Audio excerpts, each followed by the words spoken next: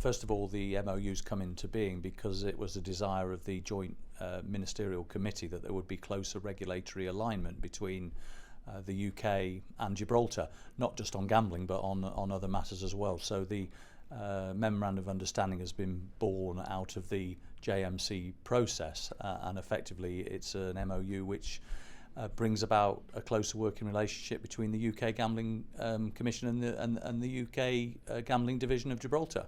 So how do we benefit from this MOU?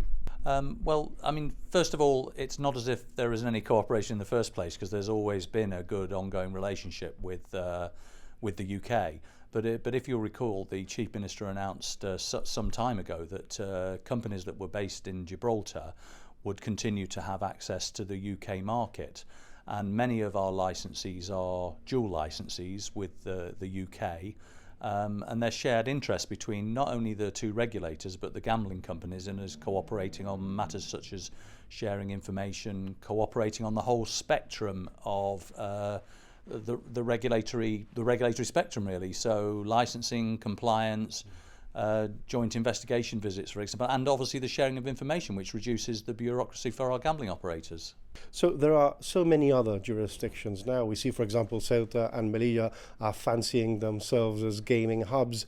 How competitive are we now, given that all this competition is springing up all around us? I think there's cause for optimism. I mean, plainly, we've been working with our operators in terms of their business continuity plans for them to be able to continue to access EU markets, and other people have sort of set themselves up as potential gambling jurisdictions.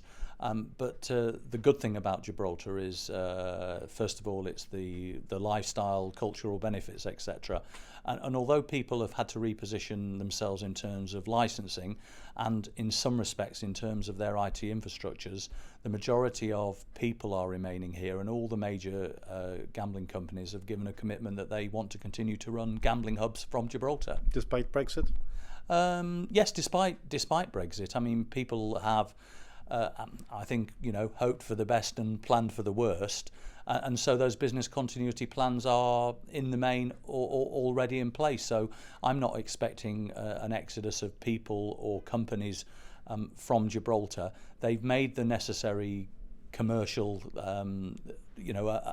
amendments, as it were, in order to be able to continue to have EU access. But what do people tend to forget when they're discussing this matter is the UK market is a huge market for gambling companies that are based here, and even in respect of their EU business, they want to leave their people and their services here, so that a lot of the profit that is made would be repatriated here in any event.